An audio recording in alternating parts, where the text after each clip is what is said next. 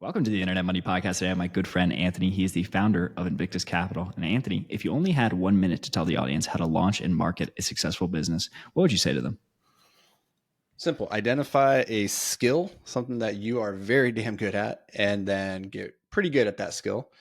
Take it to the market, charge for it, profit wildly. It's very simple. Like you have to have some solution to some problem. So identify like what have you already been doing in your life? Where do you have a unique advantage?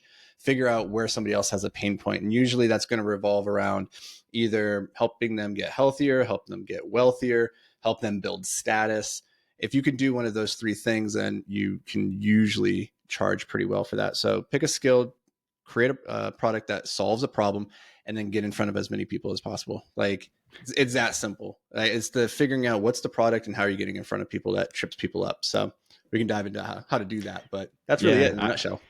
I always say simple formula, sometimes difficult implementation. It's like everyone knows how to lose weight. It's like, eat less and, exercise it, but not always the easiest thing to accomplish. So talk to us a little bit about how you got into this whole online business space. Give us your brief introduction. Well, it was my I got into internet money kind of through a roundabout way. I came from a more traditional path. So my first business was window washing.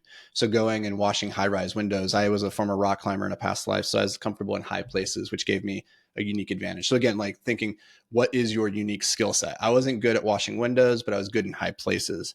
And so I was able to leverage that in that particular market. We built that to low seven figures, exited it, went into a manufacturing business that had an e-com component of it. So we were delivering through Amazon, delivering straight to gyms and consumers at home.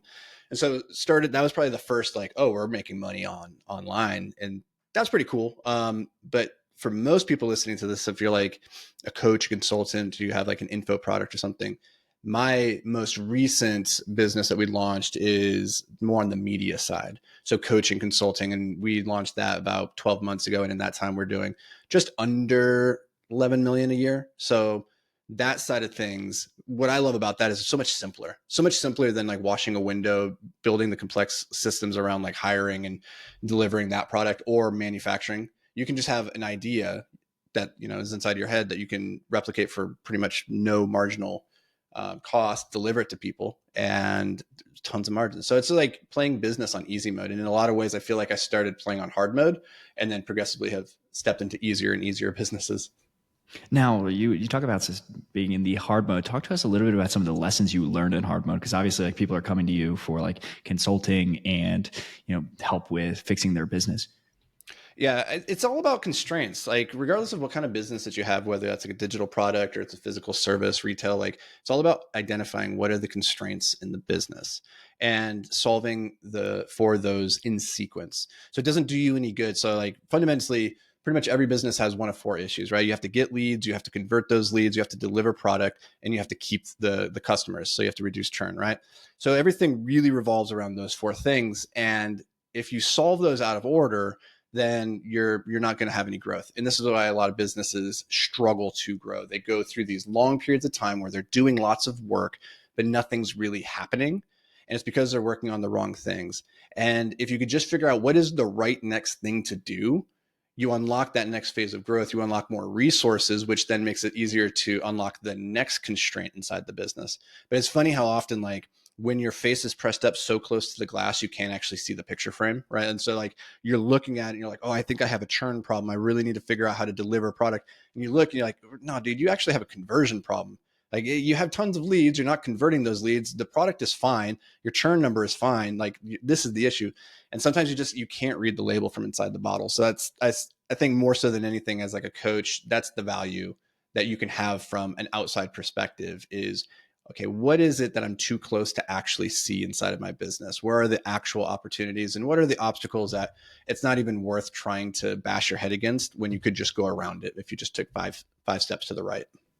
Yeah, one of the things you mentioned is it's very difficult to diagnose your own problems, and people are often working really hard, but they're working on the wrong thing. It's always a depressing thing to remember that Jeff Bezos has the same amount of time in a day as we do. So talk to us a little bit about like how you help people focus, and maybe we could go through those like four core areas you mentioned and where you see common problems.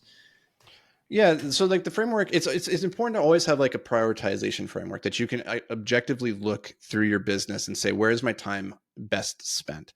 And that's the thing, like Jeff Bezos, Elon Musk, they all have the same number of hours in the day. It's just that they're using them more effectively on things that have a bigger impact in the business.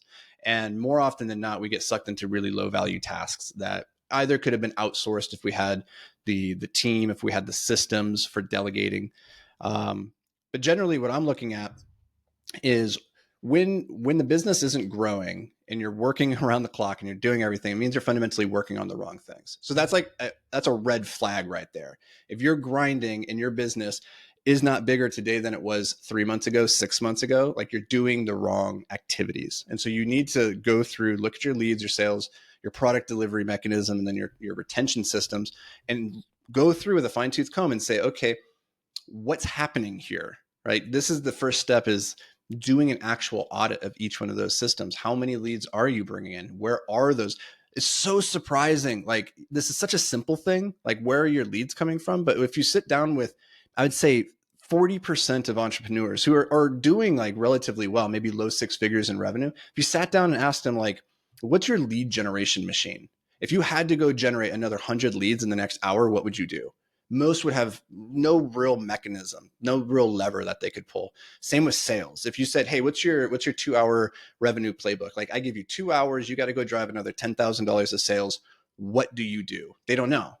And it's like, if you don't have that system in place, then of course you're not going to be able to pull levers. So a lot of times we're doing things that are busy but not effective because it's not driving end results.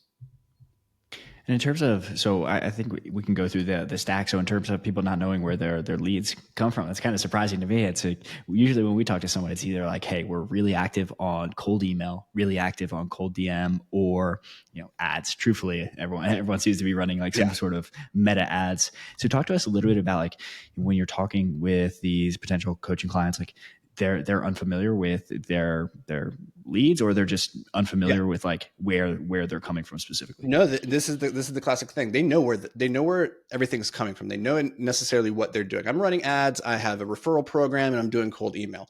But then you quiz them on their numbers, and okay, what is actually driving the growth? What is leading to the highest paying clients on the back end? Which clients stay the longest from which lead mechanism? And they're like, oh, Facebook ads are driving the most traffic, so that's the number they look at. And then they're like, oh, that also has the highest conversion. But downstream of that, how many of those customers are continuing to stay around year after year after year? So like, what's the lifetime value of a Facebook ads client versus a cold email versus just a referral? And if you don't know those numbers like inside and out, then you're putting your time and attention towards, by definition, the inefficient activities, right? If you know that, okay, Facebook accounts for the vast majority of our leads. However, our lifetime value, and therefore our profit and the margins that we're getting off of them, is actually 1/2 of what it is when we have referrals, right? But referrals only account for 25% of our leads. Well, if that is the equation, focus more on the referral program. What can you do there? Or you ask yourself, what needs to be true to increase the lifetime value of these Facebook ads clients? How do you treat them differently? What needs to occur? And so, like, just going through that process from the beginning and asking, okay, where's the leads? What clients are actually driving profit? It's a completely foreign concept for a lot of people, because they're just looking at like what's doing the most. That's not always like the right answer. Like, just what's the biggest number coming in? It's not the right answer. So if I'm tracking this, is essentially, hey, we're going to look through each point in our funnel, and then we're going to see, of those lead sources, like, what's the lifetime customer value of those, like how often those people churn, and do they need to be treated differently based on the input source. So it's essentially like segmenting out where you get all of your leads, and having some kind of key metrics around each of those. 100%. You want to go through and you want to identify who are your highest value customers. Like, what are the characteristics that make for a high value customer in your business? It could be, oh, they're really easy to deal with. They keep coming back. They pay their bills on time. They never churn. Cool. What are the characteristics? So we serve everybody, but when we get this particular type of customer with this particular type of business, our LTV goes through the roof. It's like, maybe you should just service them. Have you thought about just niching down and serving those people who make up the most profit? Because at the end of the day, like, the only number that really matters in business is your profit. like, unless you're running a tech startup and you're going for a big valuation for a big, exit at some point, and you're playing a different game. Otherwise, the number one metric to measure is profit. And so asking yourself, okay, which of my clients are actually driving the most profit? That's a really good place to start. And that could also just be a reflection of like, how much time and energy does it take to deliver on the product, right? You might be charging somebody more, but because it costs you so much more in the delivery, it actually ends up being a wash. So just again, like as we go through the theory of constraints and ask ourselves, where are the best leads coming from, right? What makes for the easiest sales cycle? When we get to the product, we say, okay, which of these products actually leads to the most profit coming in on the back end? Not just what's the easiest to sell at the beginning or what's driving the biggest number in month one, but actually after a 12-month window, how much profit is there actually in the system?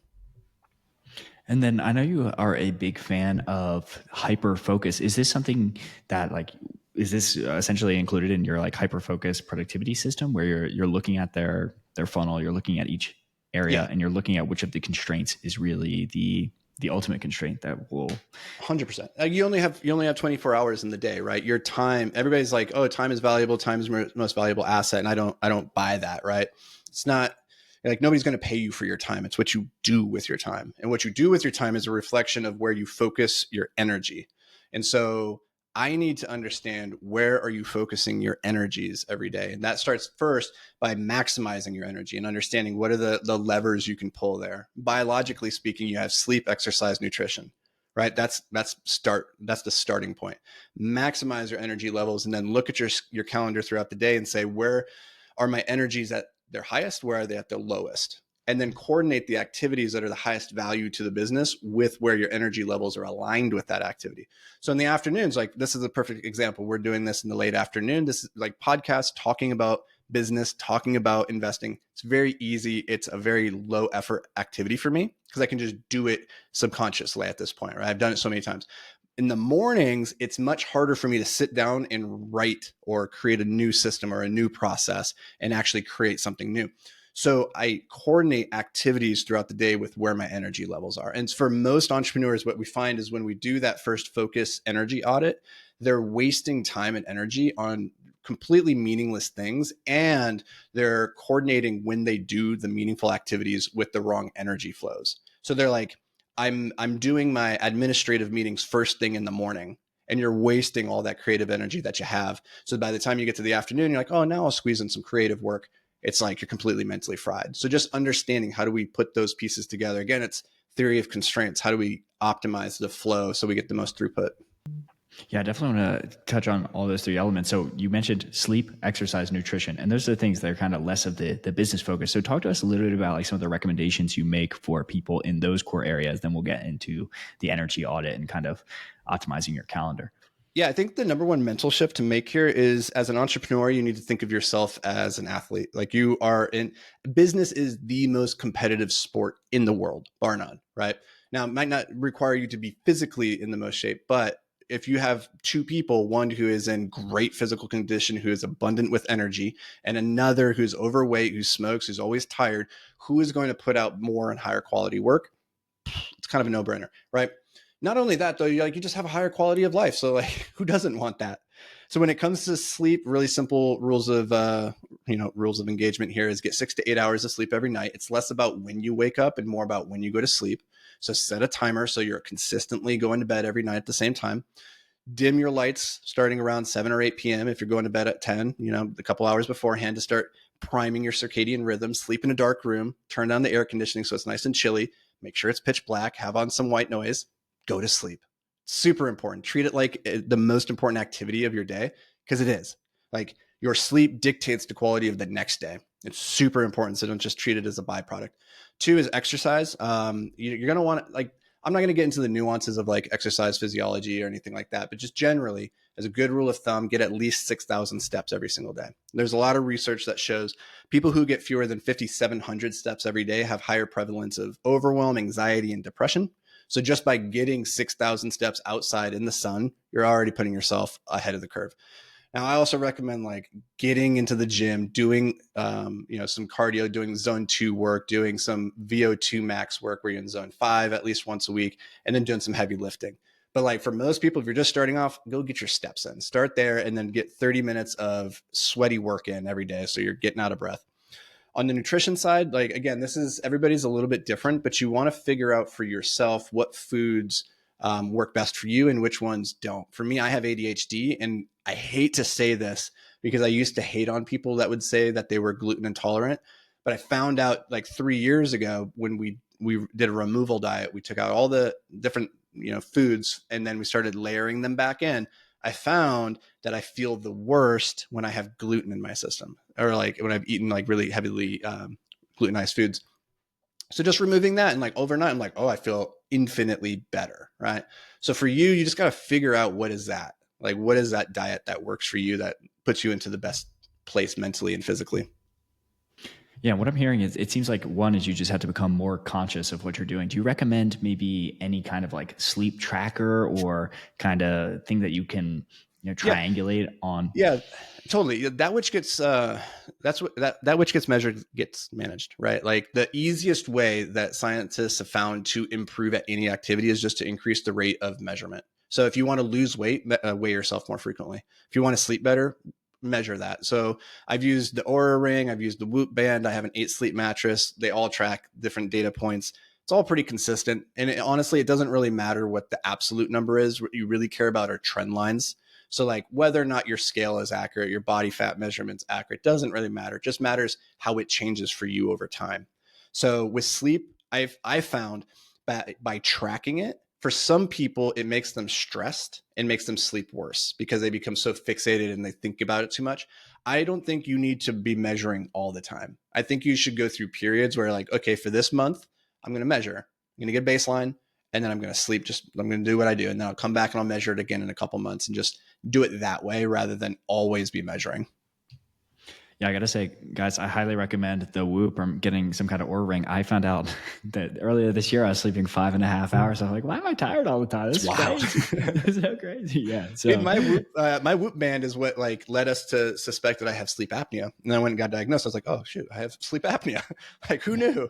I'm in yeah. bed like 9 hours a night, but I wake up exhausted because like when you look at the data, you realize, oh, you're awake for 6 of those 9. That's not very useful, right? Yeah. Yeah, the classic line was gets managed. Okay, so now Yep. we've got into those core three. Now let's talk a little bit about like the calendar slash energy audit. So what do you recommend when somebody comes to work with you, like how they can break down their time and figure out what tasks to really work on? Yeah, so I have a framework that I call time management. So T stands for time block, I stands for impact, M stands for money, E stands for energy. So these are just different ways of looking at our calendar and then removing activities to create the optimal schedule. So time blocking is the first bit where you either own your schedule or your schedule owns you. Like if you don't time block and put on your calendar what are your priorities, then the world is going to put its priorities on your calendar for you. So you need to sit down and actually map out what does the perfect day look like. You get to decide that. And so create the perfect day, put it on the calendar, start there. Next is look at the calendar. And when I start working with people, I recommend that they do a 2-week time audit. So at the top of each hour, they set an alarm to go off, and then they just record on a spreadsheet what did you do in those previous 2 hours, and be like brutally honest. Like because if you sat down and you thought you wrote for your book 60 minutes, but in reality you spent 5 minutes getting water and another 10 minutes going to the bathroom, like you need to write that stuff down so we can see that. Right. So getting brutally honest and tracking that information. Then what we do is we put that into the calendar so we can see it all. And we start to measure activities based off of impact, money, and energy. Impact is, okay, these activities, how important are they? How many of these activities really truly move the needle when it comes to the big levers in life? And so we measure that on a scale of 1 to 10. So 10 being that's a very high impact activity. 5, that's middle of the road. Really, I could probably delegate that. 1 is like, I shouldn't even be doing that shit, right? So we go through, 1 to 10, every single activity for impact. Next, we do it for money. We do a $3 sign for really valuable tasks, $1 sign for like, you could outsource that for less than $50, right? And we're doing that for every activity too, because we want to see what is actually driving money into your life. And again, like that's not for everybody, but if you're a business owner, like money coming into the bank is, I mean, businesses exist to make money. So if they're not doing that one thing, then they're not succeeding. So you need to prioritize that and actually like look at the activities that you're doing on a daily basis and say, is this actually bringing money into my business? For the low money activities, what we work on is delegating that stuff. If we can outsource it for less than $50, those are activities that we need to hire and bring people in to backfill our calendar. Because if you want to work with me and you want to build an 8-figure business, like your calendar needs to be jam packed with 2 and 3 money dollar or money sign activities, like only the most important things. If you have any $1 sign activities on your calendar, I'm like, no, that's not going to work. We need to outsource that. So the last one then is the energy flow, like looking throughout your day, what adds energy and what takes energy. And this is important too, because like you want to play in your zone of genius. Like you have a unique ability that when you're doing that thing, you're better than everybody else. You have other activities that you're just not. Like I'm not good at the financial side of looking at spreadsheets. It takes my energy away. So you want to look at your activities and say, does this give me energy or does this take energy? And now that you have all that, you can look at them, you can start to shuffle and create your perfect day and say like, oh, these activities give me energy and they also make me the most money and they also are the highest impact. Well, guess what you should prioritize? Those ones, right? And the things that take energy that are low dollar amount and they have low impact, you delegate, you get rid of, you delete those things. And it's just crazy. Like by actually looking at this on a calendar, like looking at all this information, you start to realize like, holy crap, there's a lot of inefficiency in my life. And from working with many of these entrepreneurs, what do you think are some of the areas that they're often neglecting? I know Hermos, he talks about like the core four is like you got to spend 4 hours doing some sort of like lead gen activity, be it like ad creatives or content or, one-on-one communication. If you're under 8 figures, I firmly believe like your only two problems at that point is a lack of leads and your inability to build a team. It's really that. Like if you're not spending all of your time and energy just getting more customers in the door, like you're doing the wrong. You have too many products probably. Like you just need to focus on less products, less services, and drive more traffic to it, and then build the team that can deliver that product. So it really just comes down to, can you build the acquisition machine and the delivery machine? Everything else is a waste of time. And from my experience, people, if you have a natural proclivity for marketing, you can lean into that and that becomes fun. But for a lot of founders, that's not the thing that got them into business. They got into it because they have this other skill and they don't want to do the marketing. So they outsource it to an agency or to somebody on the team. And you're abdicating responsibility for the most important function of your business. You're relying on somebody else to do it for you. And I always think that's a mistake. The second most important thing then is actually building the team. Like all your time should be on getting more customers and building up your team so that they can go and deliver on the thing for you. And for most entrepreneurs at that level, they're not spending nearly enough time on training. Yeah, let's talk about like training and building the team, because this is an area, because I come from an engineering background. Most people actually hate, training people, and they find it to be like a very big time suck. Talk to us a little bit about the things that entrepreneurs are neglecting in terms of like building up their team. Is it they're not training them enough? They're not doing like rigorous enough hiring? Well, I think the biggest one is, if we're really going to get simple about this and like say, what are the fewest number of levers that make the biggest impact? It's the fact that you don't have a clear enough vision of what it is your team actually wants. Like, what's the vision that they have for their life? Because your business is really nothing more than the vehicle that needs to be capable of holding the collective dream of your team. And if your team, their dream doesn't fit within your vehicle, they're not going to get into it. Like you're not going to recruit really top level A players that are only coming into the business to make you more money, right? And so you have to know what is your team's dreams for their future and how can you help them get to that place. And when you do that, when you attract like A players and you help them build a lattice work in their own mind between where they are and their dream, and most people don't even know what that dream is. Like truthfully, like most people have never sat down to like really goal set and say like, where do you want to be in 5 years? What's that look like? And then work back to understand how success within the business is actually helping you get there. That's number one, right? Like helping people build like that internal motivation and drive and discipline to want to go and do excellent things. And then from there, it's the technical side of like systems and training. That's the easy part, right? But that's the part everybody focuses on. It's only easy once you have the buy-in, and you only get the buy-in once you have that first piece. And that first piece makes people really uncomfortable. Like for whatever reason, it's really uncomfortable for people to sit down and say, hey, where do you want to be in 5 years? How much money do you want to make? Like, Exactly. Tell me exactly how much you'd like to be making. And a lot of times, as founders, we don't want to have that conversation because we're afraid they're going to tell us something that we know we can't deliver on. We're like, oh shit, they're going to outgrow my business. Guess what? They're going to outgrow your business regardless, right? So that's either a good thing in the meantime, or it's going to be a bad thing. They're not going to grow in the meantime, and they're going to leave anyway, looking for that thing that can fulfill them. So I think that's the start of it, is just understanding like what is it your team actually wants and how can you serve them? Because that's really your role in all this, is that you're the captain of the ship, but you're really taking everybody to the destination. And that destination needs to be a place everybody really wants to go. Now, one thing I think might be tricky in this, because I don't have the biggest team, is like, let's say you're talking with your team and they're like, yeah, one day I want to run my own business. Do you just align there, like, hey, like if you want to run your own business one day, like we'll help you learn the skills in order to do that, and you can be like an entrepreneur. Like, how do you kind of align depending on what their goals are? Yeah, if they come to me and they're like, "Yeah, I'd like to be building a business in a couple of years," it's like, awesome. Here's what we need to work back from. If you want to be a successful entrepreneur, you need to have this skill set, this belief, this trait. We need to start working on this mindset. You need to have this ability, right? And we start tracking back to that. Okay, let's get you that first one, because in this role, that's the one that's most easily got from where you're currently. And we'll level up, and I'll take you to this next position, and then this next position, right? We kind of paint that picture, and if you do this right, like they will leave you at some point, right? Like that's the truth of it. Is like if you're really great at building up people and they want to go build their own business, they're gonna leave you, and that's honestly your ultimate success as a leader, is that they do that and they do go and move in the direction of their dreams. But it also comes at the expense then of this great person that you had in your organization. But you can't operate from the fear of losing people. Like if you don't pour into them, people say, oh, if I pour into them and they leave, then what? And it's like, what if you don't pour into them and they don't leave? Right? Then you're stuck with this person that sucks. And that's why I think like most small businesses stay small, is because they're so afraid to pour into their people that their people just stay where they're at. And then they're not capable of taking the company to the next level.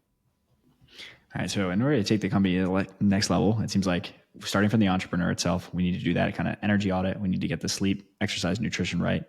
Focus on the tasks that really move the business forward, and then it's focusing on hiring and training the team so that they can do the fulfillment while you focus more on the sales and marketing. Pretty much got that right. Yeah, exactly. Yeah, and like I think this throws a lot of people, is like when you're looking at kind of like removing activities from your calendar and like who are the people that you hire first. A lot of people, if you, let's say you're an accountant, you're like, I'm going to go start my own accountant firm, or I'm going to start this digital product. You think that you are intricately tied to the delivery of that product. And so in your mind, it's the last thing you can outsource. And you outsource instead like the financial management, the admin, the marketing, the sales, and you keep operations, when the reality is the operations is one of the very first things you outsource, because people aren't buying you, they're buying your standards. And so you systemize the product that is what you can deliver, and then you teach others to deliver it for you so that you can then go work on the other mechanisms of the business, which I think are vastly more important.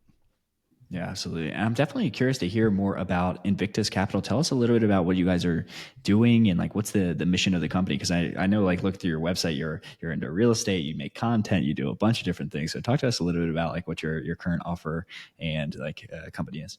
Yeah. So when I got started, it was out of necessity. I was like dead broke, living in a van, and a buddy, invited me to start a business, and that's when we did the window washing, and that transformed my life, and that it started bringing money into my life for the very first time, and I had never had money, and I didn't know what to do with it. So I went to the mentors in my life who were further along the road, and I asked them, what do you do with money? Because there's one thing to learn, like the skill of making money is different than the skill of managing money, right? And so I went to them and I asked them, what do you do? And they said, almost unanimously, just invest in real estate and hold it forever and you'll do fine.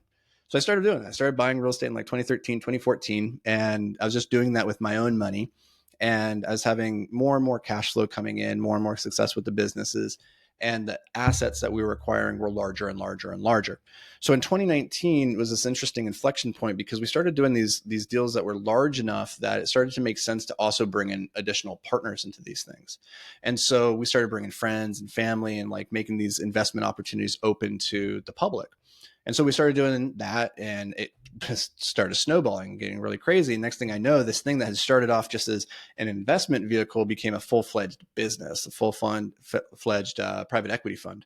So now we raise capital from private investors. We've raised about 50 million over the last couple of years to acquire apartment buildings. And then we have our own in-house management team that manages those assets. And so it gives like the average person who doesn't want to go and own a building and like deal with the toilets and the tenants, the trash, all that stuff, gives them the opportunity to invest in those assets, get all the benefits of real estate, like the tax depreciation, the amortization, the cash flow, all that stuff without having to do the work. And that's where our team comes in.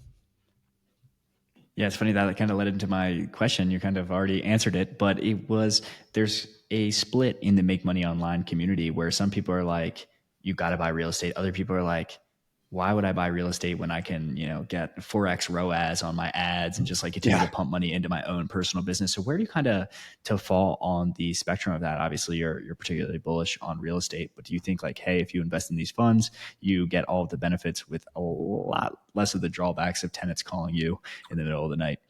Well, let's remove real estate from the equation and just say, what's the highest and best investment that you can make, period, right? At different phases of your existence, it's going to be in the beginning, the highest and best use is just to invest into your skills, your skill sets, your network, your resources, right? Once you start maxing those out, you start making more money, you invest back into your business, back into hiring more people, more technology, more software, more resources, more media, right? And you do that until you get to a point where you're like, okay, I can't keep just pouring. I'm making more money than I can realistically just pour back into this business, because it's not a one-to-one linear relationship with a business. We know like you can pour all the money you want into there, but if you don't have the operations and the systems in place, it breaks. And so there comes a point where you start making more money than you can realistically put back into the business. And then it's nice to take that off the table, to divorce it from the golden goose that is your business, and diversify that, whether that's in the stocks and bonds or real estate.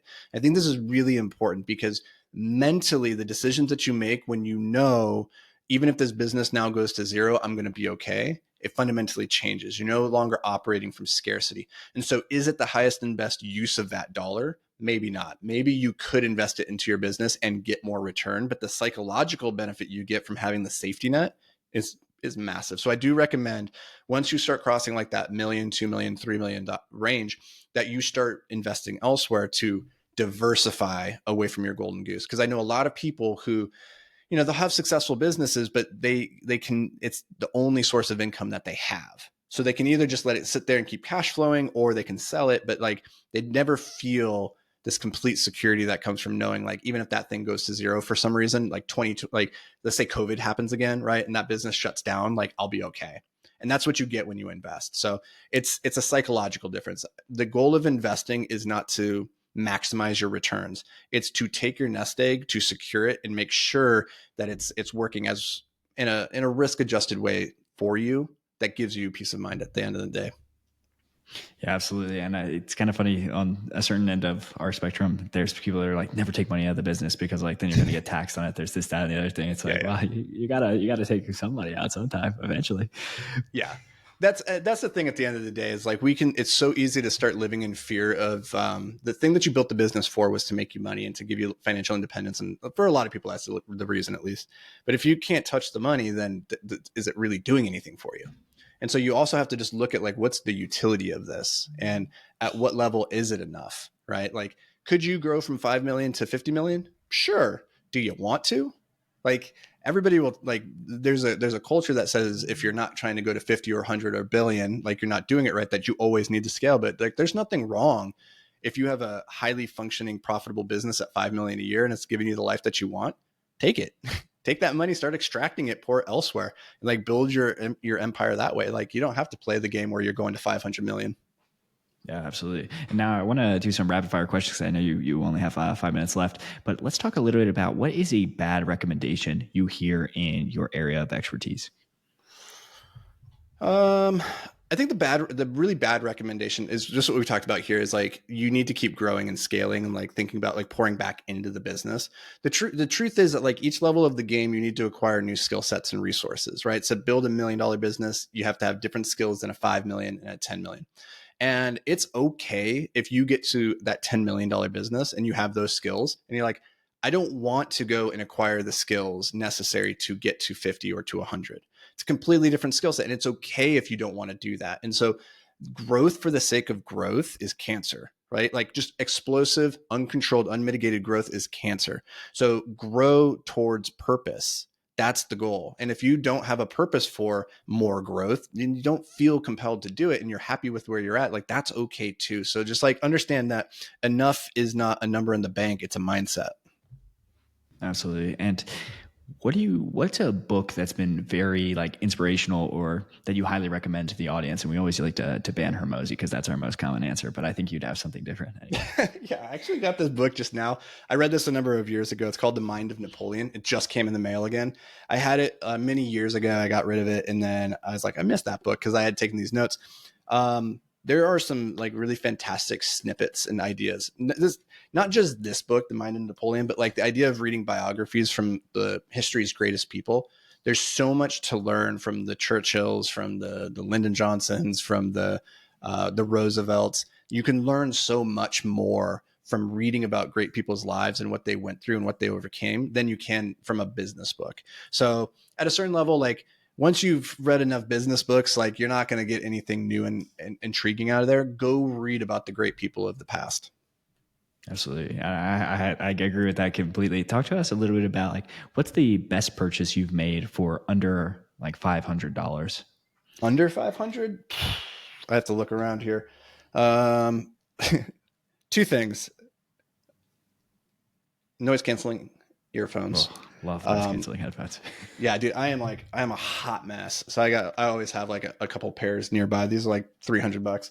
I am a hot mess if I can't control auditory distractions when I'm working. So that's like the number one productivity hack. But honestly, I think everything I own is like under $500. I'm pretty cheap. Maybe this Pomodoro timer. This thing's like $20. Spartan, hey, Pomodoro actually, timer. Here's something. These are pretty rad. I just got these. We were in Italy for a month in August and got the new Meta Ray-Bans. These things are wild. These things are so cool. I'm not like a big tech junkie or anything, but like the ability to go to a foreign country and talk to the locals in their language and have it like translate in real time and take videos. It's freaking cool. So that was pretty rad. That was like, I didn't know it would translate. That's crazy. Maybe, yeah, you can say, hey, like Google, you can say, hey, translate this. And like, it'll take it in, it'll translate it in the app. You can look at it and be like, okay, you speak to it and say, now say this back, and it'll read it out and you can hand it up to the person and they can read it. And you're like, sweet. Wow. It's really cool. Very interesting things. It can it's so neat. You can take pictures of signs and be like, hey, what's that sign say? And just translate it in English. And so it's really cool. Yeah, at times I was very bearish on like VR and these types of tools, but now, yeah, I guess I could see more of the interest, and I want to be super mindful. So real quick, where can people find you online? Who is like the right person that should reach out to you? Yeah. If you're an entrepreneur, if you're building a business and you want to connect, go to Instagram, the Anthony Vicino, and shoot me a DM. We talked a lot about like the time management framework. I have a system I can put you through. I got a spreadsheet and just walk you through the entire thing so that you can just plug in your numbers and output, exactly where the high leverage activities are for you to focus on. So if you want that, just to DM me on Instagram, the Anthony Vicino, just DM me, let's say time and then the name of the pod. That way I know where you're coming from. Absolutely. Well, everyone go DM Anthony and go get these frameworks. I'm very excited to, look more into these, and let's continue building our agency. Guys, get back to building your agency. What are you doing? Get to work.